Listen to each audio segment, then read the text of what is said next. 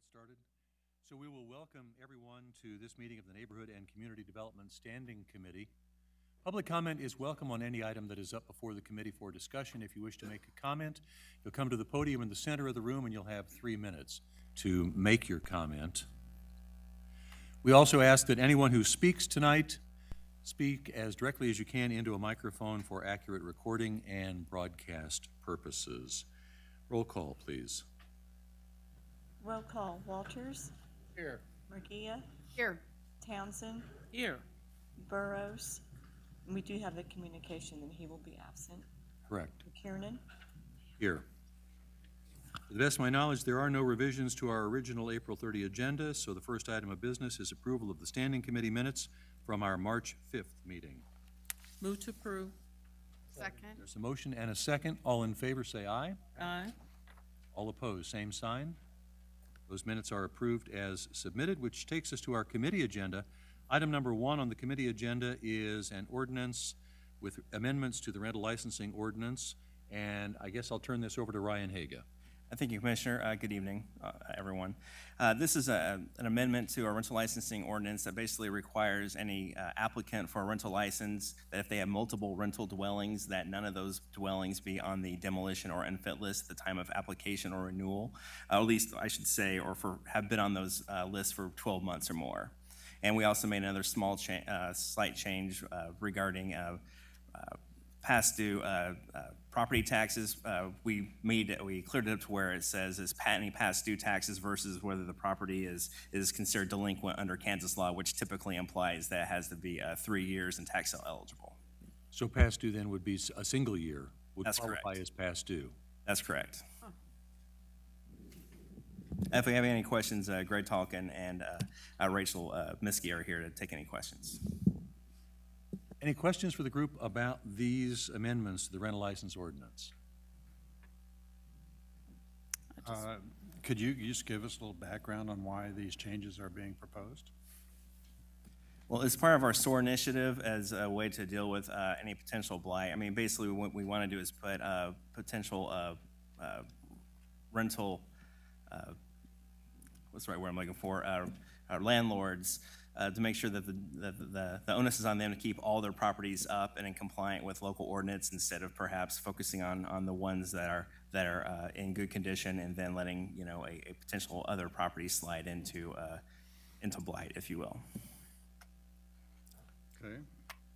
I'll say I certainly support this, that someone who is taking money from other people to live in a property that they own manage to keep their properties up at least to our minimum code of ordinances. Any other discussion? Any questions? No, I'd move for approval of this ordinance. Second. There's a motion and a second to approve this as submitted. Any further comment or questions? Seeing none, roll call, please. Roll call. Walters. Aye. Murguia. Aye. Townsend. Aye. McKiernan. Aye. Thank you so much. Appreciate your work.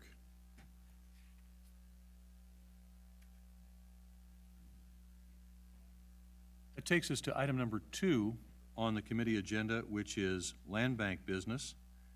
I'll turn it over to Mr. Chris Slaughter. Good evening. Good evening. Good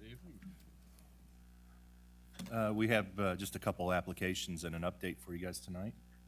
So we'll get right started.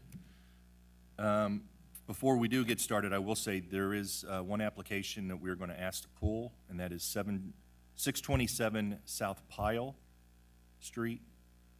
We will hopefully be bringing them back at a future time. Okay. So, needless what the slide says, we only have 3 applications to go through tonight. The first one is 1730 Haskell Avenue, and that is outlined here in red, and the applicant's property is right here next to it, 1732. Another property acquisition, the applicant is here at 1122 Richmond, and this is the property that they're requesting, 1901 North 11th Street. And then we have yard extension at 3240 Cleveland, which is right here, and the applicant is property here is 2505 North 33rd Street.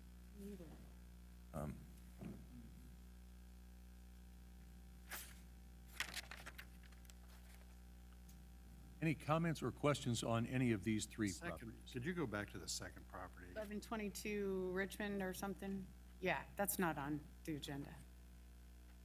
Am I missing something? 1901 11th Street. Yeah, 1901 North 11th is the land bank property. And 1122 is the Richmond applicant's the property. owner's property. Yes. Yeah, The request is for 1901 North 11th Street. Oh, I'm sorry. Okay. Sorry. And so does it, remind me again, how does it affect or not affect this request that the properties are not adjacent?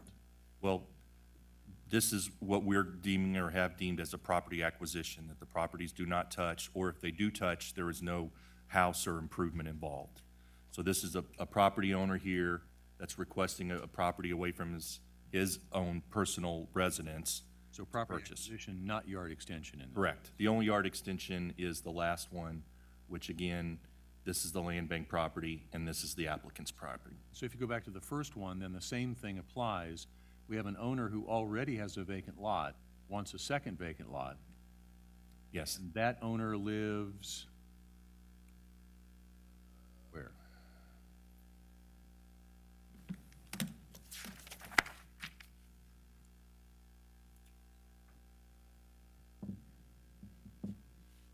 Seventeen 1734, which is this house right here. Okay, all right.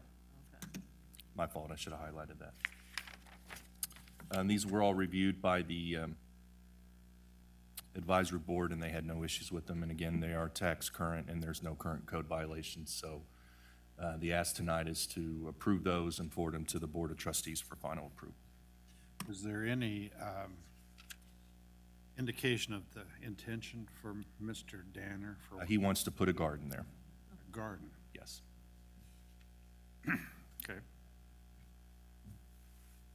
Any other questions or discussion? If not, we would entertain a motion on these properties. Move to approve. Second?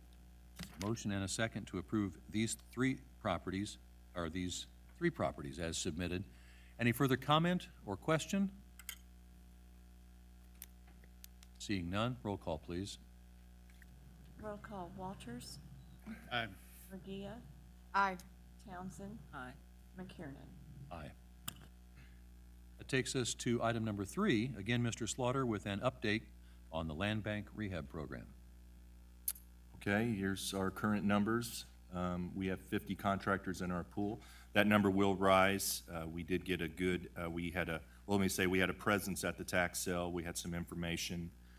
We talked to a lot of interested contractors, so we've already received, I think, 3 or 4 applications to be in the rehab pool, so we expect that number to go up next month. Currently, our inventory is 108. That has gone down 3. As you can see below, we have had 3 of our houses where the demo process has been completed. So we're down to 108. Of those 108, we still have 26 that are still recommended to be demoed. They're in that process. 76 are currently in the rehab program, and that breakdown comes down 21 where the rehab has started. We have 14 we're waiting to close. We actually closed on 1 today, and I think we'll be closed on a couple more either this week or next week. And then we have 41 houses with no offers, and then again 6 that are tied up through court proceedings and stuff. So we're still at 5. That number will go up next month. We did complete a final inspection today, so we just didn't have time to add it to the presentation. And then in the past, I think it's been asked where do these properties sit throughout the county? So, I mean, if we can pull that map up. I had a map put together, and we have them broke out, and I believe there should be a way to indicate, okay. So anything that's this darker color has either been slated for demo or has already been demoed. Anything in yellow means we have offers or the rehab process has at least started. Those 6 we talked about that they're tied up in the courts. And then anything in red is ones that we have no offers and are currently available to that group of contractors. So I think you guys were wanting to know kind of where our footprint is, and we're kind of pretty much east of 635 and, you know, north of I-70 with a couple down south. This is the one that just recently got demoed at 76 and Leavenworth, little building that was torn down.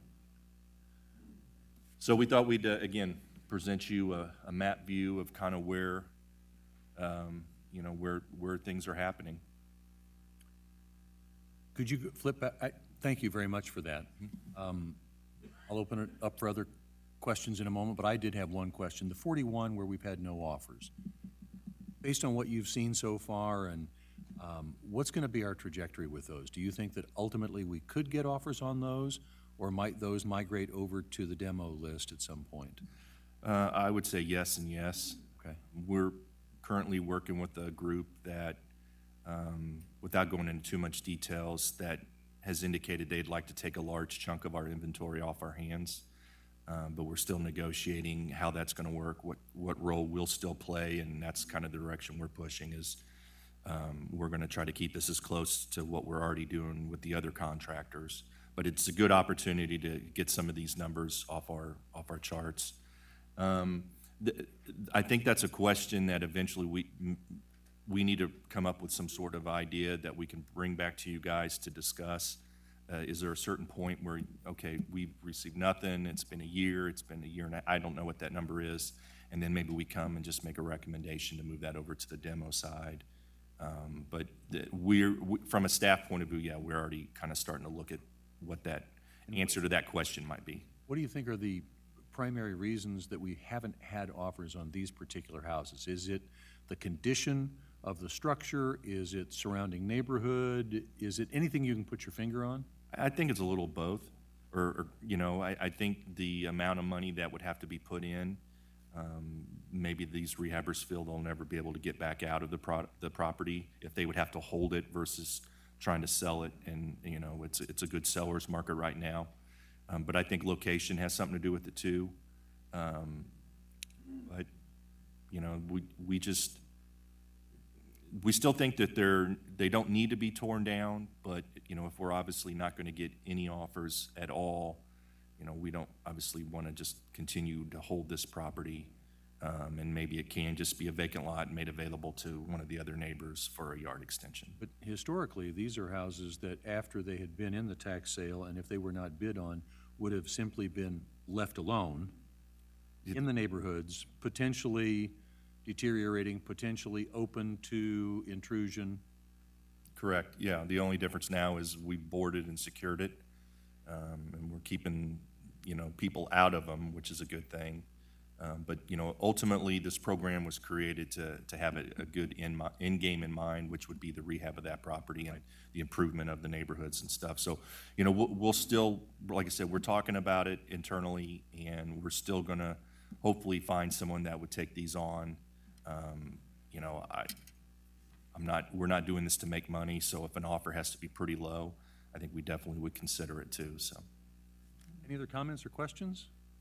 Commissioner Townsend. Thank you. Well, you brought up what was on my mind about what might happen to the other 41, and I'm thinking, well, I'm not going to say that.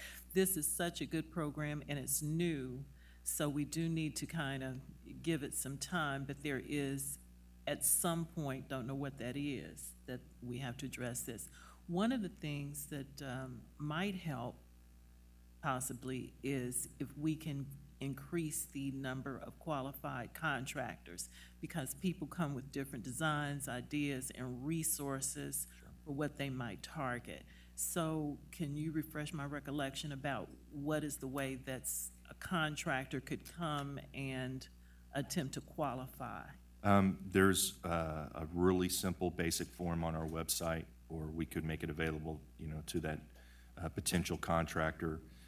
They fill it out. There's some documents they have to supply with us, and then we review them. We have them come in kind of like an interview, just question them, have them ask some more questions of us, go over all the details again, and, you know, we have yet to really find anybody that we didn't feel was capable of doing it. Now, we may want to say, if you're ready to make an offer, we may just limit you to one house right now to get started, just to see how things work out. But that's probably another solution of the whole problem too, is just to continue to increase the awareness of the program and get some more good quality contractors in there. Yeah, absolutely. Well, and then one of the situations I was thinking about too, when you said that we have not said no to someone about their ability.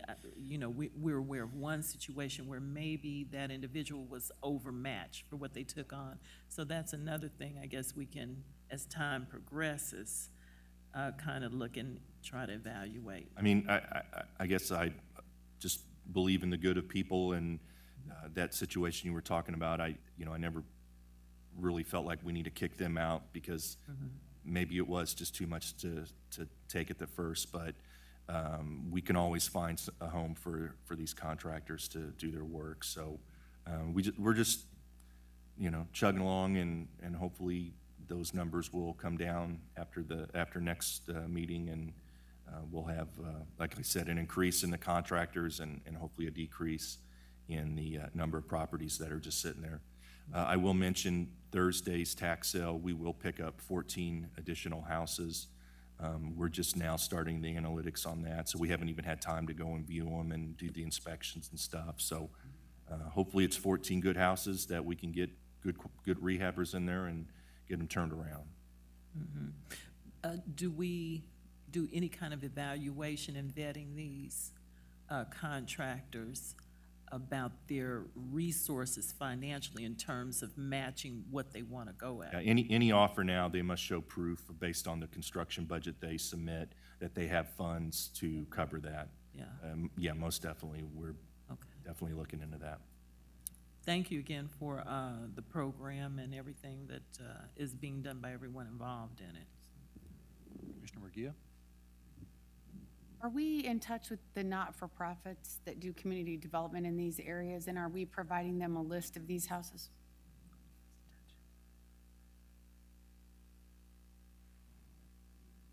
Yes, so, sorry, I was gonna chime in on another part of the conversation, but we just met with Habitat for Humanity last week. We're working with them, and I know you can. HWC's aware of it. Yeah, we're open to anybody that has a proven track record of being able to take this on. So if there's more groups out there that we need to be made aware of, I'd be more than happy to sit down and talk with them. And then as for the state that these are in, well, they're sitting, they're a lot better than they were 3 years ago, because they are securely boarded under our new boarding, which is not as ugly as our old version of boarding. We are maintaining the property around them. They are getting the brush and debris cut back from them. They're getting a good lawn mowing job done on them on a regular basis. We're spraying them for weeds. They're, I can safely say, 100% better neighbor than they were prior, unless somebody was living there and actually maintaining the property better than our basic codes. The goal here that Chris said is to get these that are rehabbed, because it's better than a hole in the middle of the neighborhood. So we're working really hard on that, and I think Chris and the team are out there everywhere they can trying to find more rehabbers. So I think we're doing a really good job, and I think you're going to see your backlog go up and down. So I wouldn't look at it on a month-to-month basis too much as I would annually on our success of how we're moving them. And as Commissioner Townsend pointed out, very new program. These houses have been sitting in our community sometimes for decades, in much worse maintenance than they are now that they're moving into the land bank. So just have a little patience, a little faith, and hopefully our wins that we're having here will become more contagious like they have in the last year. So I just have another comment. So first of all, I just want to add to what Commissioner Townsend and Commissioner McKiernan have said. I think it's a fantastic program. You guys have hit the ground running. I think it's great. I think it's going to be fantastic for all of Wyandotte County. I do just have a couple of suggestions because the policy surrounding this initiative coupled with SOAR, I think it's been said before, but I'd kind of like to say it on the record. You talked about reaching out to Habitat for Humanity, and I think that's fantastic. I would just hope that we would still have the end goal of creating mixed income neighborhoods where we aren't concentrating large amounts of poverty in one particular area. So as you distribute these, there should be some sort of policy around, you probably wouldn't want to sell off a whole block and make that whole block income qualified housing. The other concern I have, and I just learned this, and I thought this group, particularly because it's our economic development group, might be interested in learning. As you assemble ground, and it looks like some of these are fairly close in proximity, and as developers approach our community, I know that we've lost a local control over the tax credit program. And that's concerning that we no longer have a voice in low-income housing tax credits. I learned an interesting piece of information I thought you all might want to know. I run a not-for-profit that invested $5.5 million into 17 units of tax credit housing a couple of years ago. And we are working with the state to achieve stabilization, which allows for a developer fee. And I was alarmed to hear, as we move forward with housing development, is why I'm bringing it up. I was alarmed to hear from the state that they would not pay us our stabilization fee because we were investing too much into our low-income housing, that it was too high quality. Again, the amount of money we were spending on landscaping, the amount of money we were spending on mowing, treating the grass, and the condition of the interior units far exceeded the low-income housing standard. So I think we, as a local government, have a bigger issue. That was I am in housing and I'm in development. I was appalled by that. So just keep that in mind. We don't have a lot of local control. So as you develop and work on this policy, keep in mind that even if we were to attract developers, quality developers that were looking to do affordable or lower income housing, there is absolutely no incentive. Actually, you're penalized for providing a higher quality product. Thanks for sharing that. I do have one request. I love the map. Next time we see the map, could you put dots on there for success stories as well? Where those 11 that we've already completed the rehab are located? I think that would be real interesting to see it in relation to the others. Anything else? Mr. Slaughter, thank you for what you do. Appreciate it. You're welcome. Very good job, you guys. That is the final item on our neighborhood and community development agenda. We will adjourn this meeting, give BPU Board Member Bryant just a moment to get up here to the table, and then we will begin economic development and finance in just a couple of minutes.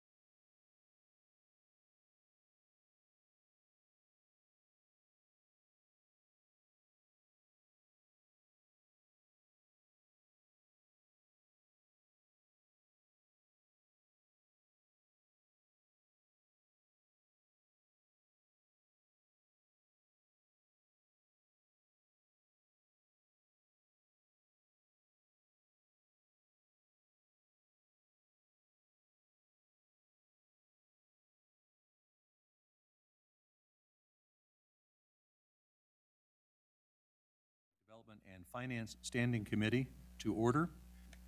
A reminder that public comment is welcome on any item that is before the committee tonight. If you wish to make a comment, you'll come to the podium in the center of the room and have up to 3 minutes to make your comment. We do ask that everyone who is here present speak as directly into a microphone for accurate recording and broadcast purposes. Roll call, please. Roll call, Bryant, Here. Walters, Here. Murguia, Here. Townsend, Here. Kiernan. Here. A reminder again, Commissioner Burrows has another obligation in Topeka tonight, so I am chairing this committee in his absence. There were no revisions to our original April 30 agenda. Our first item of business is approval of our standing committee minutes from our meeting of March 5th. Move to approve. Second. There's a motion and a second to approve as submitted. All in favor, say aye. Aye. All opposed, same sign. Those minutes are approved as submitted. So we only have one item on our committee agenda tonight, and that is a presentation regarding the former Indian Springs Mall site. And I understand that we have at least some students from F.L. Schlegel High School who have visioned for us and are going to share a vision with us tonight. And so we're really excited to have you here. We're excited to see your vision, and hopefully you can not only share your vision, but you can help us accomplish our vision as well. So, and I believe Stephanie Moore from Economic Development is going to lead things off for us. Thank you, Commissioner. Is it super wonky? The kids have worked several months on this presentation, and they're very excited to share this. It's also part of their final grade, so they're going to do an awesome job. So they met briefly with the mayor before, just to talk briefly about the project. So I'm going to pass it over to Mr. Arnold. Good evening. Good evening. Anthony Arnold. It is now. Yes, my name is Anthony Arnold, and back in November, we went to Schlegel and met with Ms. Delgamo, and the program that she runs is called Architect, Construction, and Engineering, ACE for short. And so we decided to work with the young people. You know, we have to invest in our young people in this community. And we decided that this was an excellent opportunity to expose our young people to what's going on in their community, and get them involved in the civic, the business aspect of the real estate development and how you work with government. So I'm going to introduce Ms. Delgamo, and Ms. Delgamo will introduce the students, and then they will begin their presentation. Thank you. Good evening. I'm Lydia DeGarmo. I am their marketing applications teacher at Schlegel. The goal of marketing applications is it's the capstone course for the business pathway. And so the overall goal of the class is that they take what they've learned and they apply it to a real life problem and create a solution and present that solution. So some things that I expect to see from them is that they can sell an idea to a group of people, that they can be persuasive and state their points for why you should support it. So I'm very proud of them, and I know they will do excellent. I'm going to introduce them real quick so that you can know their names. So this is Rafael Robles, Tyrone Moore, Amaya Lynch, Tylen Wallace, Brian Zubia, and Asia Barnes. And I'm going to let them take it off, okay? So for all of you, when you get ready to speak, just make sure that you press your button so your light turns green at the base of your microphone. All right, good afternoon. Well, I just want to say thank you for letting us come out today, and Just pull it right over in front of you. You can pass it down if somebody else needs it. I like this. Okay, I just want to say thank you for letting us come out today. We're focusing on 3 points: bringing in revenue in Wyandotte County, stopping violence, having kids somewhere to go, and lowering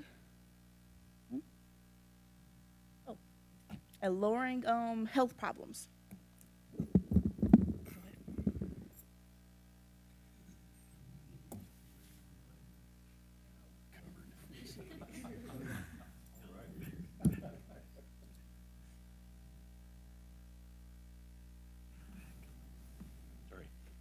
All right, so this is our purpose of like why we are doing this, and like our purpose, you know, we got a big 3. We came up, we sat down as a group and we discussed like what are like the major problems that are going on in our community and what can we change? And we sat down and we came up with these ideas to lower violence, improve health, and bring revenue into Wyandotte County. And that's, you're going to hear a lot about our big three, so that's what we're referring back to. Okay, so here, these are our current plans. Right now, we have space available for the Inning Springs lot. I say it's around 108 acres that we are able to fluctuate with right now. And so this is like our current plans that we are having to look at, and as my instructor, she's passing out the handouts so you guys can see more close up.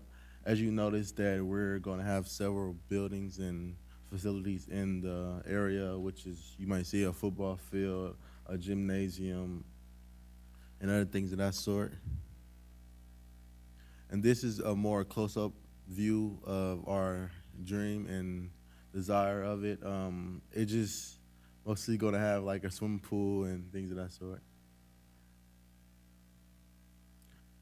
All right, so here's our marketing plans. Okay, so building this. Could I ask you to back it up till your first, one more. Nope, one more. There we go. So orient us now to how this is, so you've oriented this so north is to the left. So kind of fill us in on what is north and south of Orville there, and where all the buildings all lay out. And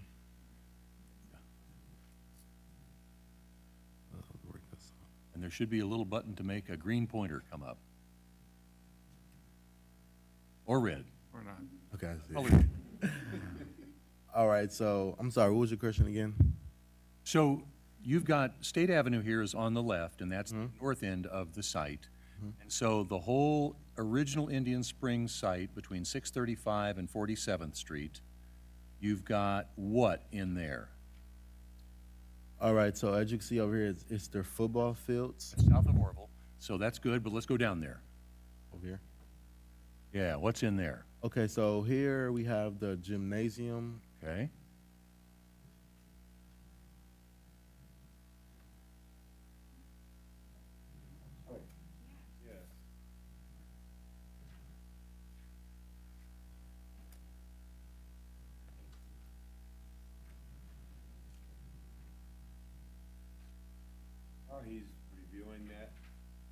While he's reviewing that, may I just add, so in 2012, let me give you a little background. In 2012, Wyandotte County put out an RFQ to find a developer for this site.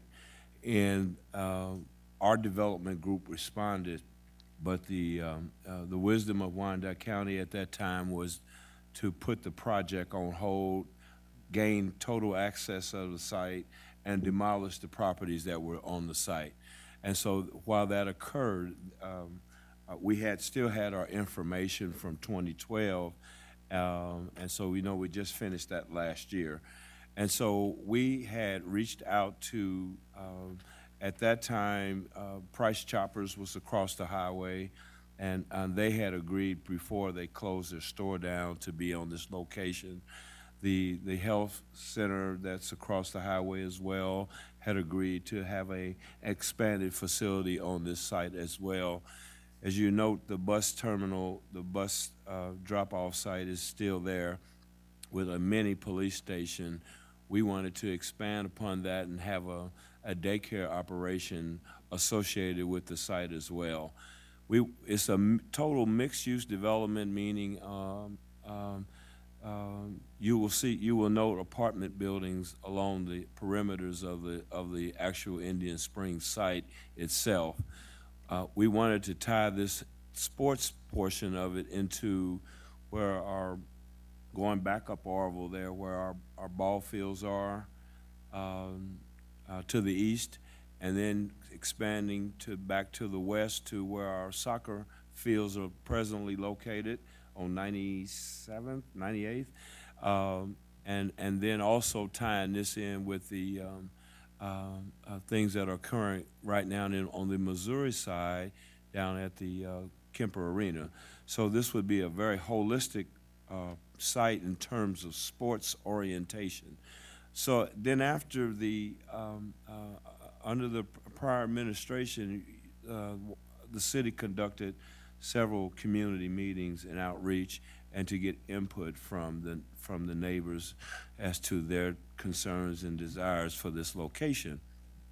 That's where we included a grocery store Right. On this site. And then as you review your old proposal, you will note that there was a lot of concern about a senior citizens facility, a walking trail, and those kinds of things. So the plan that you see today would be definitely amended, but we were so far into this process already, we wanted the young people to continue on with it. Sure. And so if you have... Let's hear the students. So Yes. you say you have a gymnasium there just by 635. Right. And there, of course, right below on the picture, below the gymnasium then is our current bus facility. Yes. And transit facility and Midtown Station. Right. And what else do you have in there? So this right here is actually our gymnasium. This right here is we're gonna have a boxing like theme kind of building, like boxing and swimming and things like that. And also this where it's gonna have some more of the rec center just to expand it out with the parking. Right here we also was thinking about putting hotels to bring in people for games or AAU teams or anything like that. Also, right across the street here, we was thinking about putting some gas stations to also bring in a little bit of more revenue for buses and things like that. So, Those of us who can still remember when there used to be a gas station on that corner. It did. Tore it down. Okay. Oh, wait a minute, go, and then south of Orville, you have, is that soccer fields and a football field and track? yep, you got 2 football fields, you got a track, you got a baseball field, you got 4 tennis, and you have a walkway for the elders. I was also thinking about putting a garden there, because I'll tell you about that later if we get into it. But yeah, so also this just track right here, a walkway, some more parking, and yeah. Great, thank you. Okay, no problem. What was that marketing plan? This time on. Oh, this is our marketing plan. We basically wanted to make teens a safer place for teens, bring more revenue into our community, also more foot traffic for our community, even benefits for the residents around, like have stop the violence so teenagers can have a place to go, also so they won't just be on the streets and just have fun, and also bring like entertainment from out of towns like AAU teams to play basketball, just how they do, so we can have a place around the KCK area to have. And also bring value to our area, basically bring value to our area, make our community better, and also make our community better and just make it a better place. Who is our target? We have target from teenagers from 10 to 19. That's our males, and it was around 11,000. Our females was 10 to 9, ages 10 to 19. It was around 10,000, and altogether the age population was 22,000. What do we have learned? So in December 11th of 2017, we had a community open house where 500 individuals came into our school, and we had a little desk set up where we asked participants to give their opinions. Out of the 500 people that came, we got 83 responses, 47% of that being from our target market. You can refer to your appendix for the rest of the data on that, including what was the most asked for. So in this slide right here, we show where we gathered information with the little activity we had, and the top 3 most wanted things in this community was the grocery store, park, and hospital.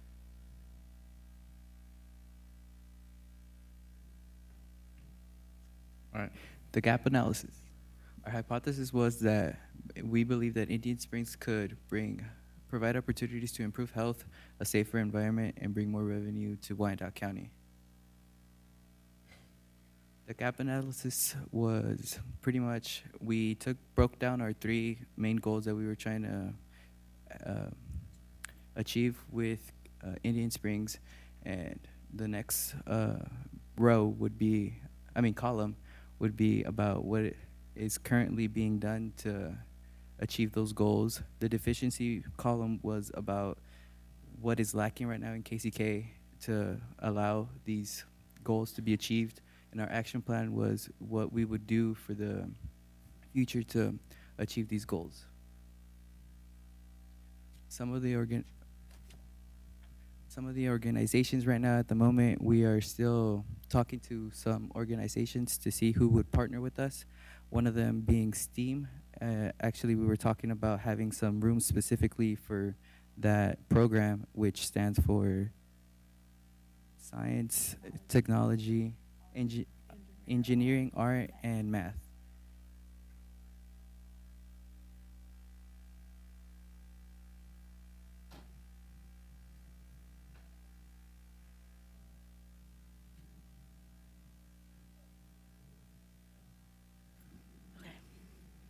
So based on our research that we have found out that this would probably stop violence, and it would increase health a lot, and it will also bring a lot of revenue. We was thinking about, because that I-635 is right there, so many people pass it, that they would bring so much attraction to it. And we think that this will help out a lot for Wyandotte County. Any questions? First of all, thank you so much for putting your minds to this, and thanks for the public engagement piece. You said you had how many people come to your public engagement? We had 500 come to the actual school, but we had 83 responses. That is phenomenal that you reached out to such a large group of people, and because I'm sure you found that you got a lot of diverse ideas. You got a whole range of ideas that came out, and it was then up to you to kind of filter it down to what was the most common or requested. So great job with that. So commissioners, any comments or questions for this group? Commissioner Murguia. Yeah, so are you all seniors?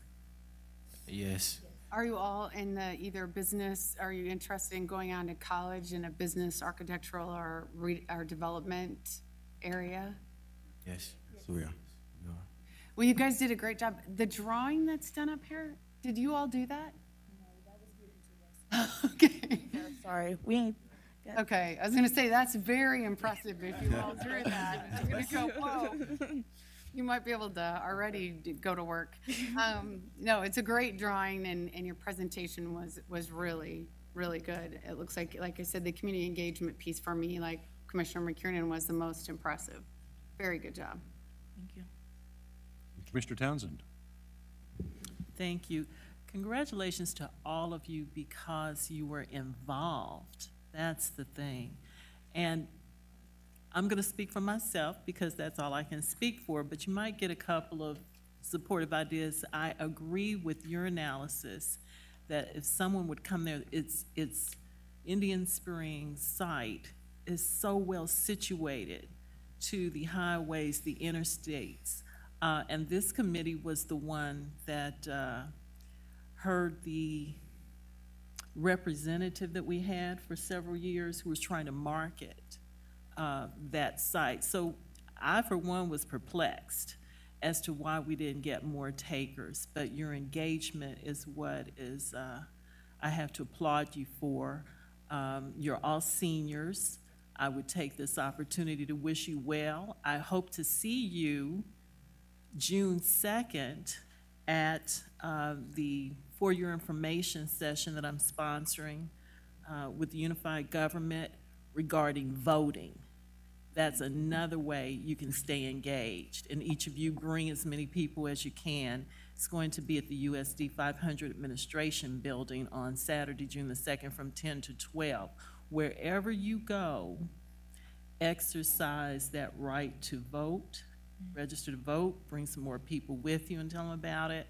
And it's just another facet of the engagement that you've displayed here. So congratulations to all of you.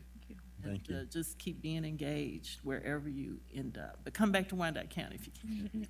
That's our plan. Thank you. Commissioner Murguia. Where are you all decided to go to college at next fall? I'm going. Go ahead, Tom. I'm going to Coffeyville Community College to play football up there. Where at? Coffeyville Community College. Yes. Very good. I'm going to KCC, but I'm transferring to Wichita State. Nice. I'm going to Missouri Western University to play football. Awesome. Congratulations. Thank you. I'm going to KCC for automotive tech. Very good. I'm going to Wichita State University to be in international business marketing. I'm going to Headlines Barbershop to hopefully get my license in being a barber, basically. Very good. Again, thank you very much, and congratulations to all of you. Thank you. Thank you for your time. Mr. Bryant? First, I'd like to congratulate you guys for a wonderful presentation. It's not easy to come to a public forum like this and present, but you did it very well. I also like the idea of thinking outside the box. You know, most people are going to come in with a large retail most of the time and not necessarily look at what the community may need in that area, some of the deficits in the area, and your project looks like it would cover a lot of the more soft areas needed to help engage the citizens and make the residents' lives in the area better. So thank you very much for this. It was a wonderful presentation. Absolutely. So the one thing that we'll all wrestle with, one thing that we all wrestle with all the time is to realize your vision is going to take a certain amount of money to change that landscape and build those buildings. And so one of the challenges that you'll face as you try to realize or actually act out visions like this is how you acquire the funds necessary to build your vision out. And so that's one thing to keep in mind, where that money comes from, and do you get enough to cover the costs of your construction and all that nitty-gritty detail stuff that you'll get to eventually, but it always starts with a vision, and you have that, and that's fantastic. Thank you for coming today. We really appreciate it. We intend to come back. We intend to come back in the future with some really aggressive proposals. And one of the things I just wanted to mention that you had an unsolicited proposal under the past administration, and we figured out a way how we can combine those two to make both of them a reality and provide some funding that's critical to make a project like this work. So we'll be back to you at a later date, and I'm going to invite them to come back as well. Thank you. Thank you so much. We really appreciate it. That was the only item on our committee agenda this evening. We are adjourned.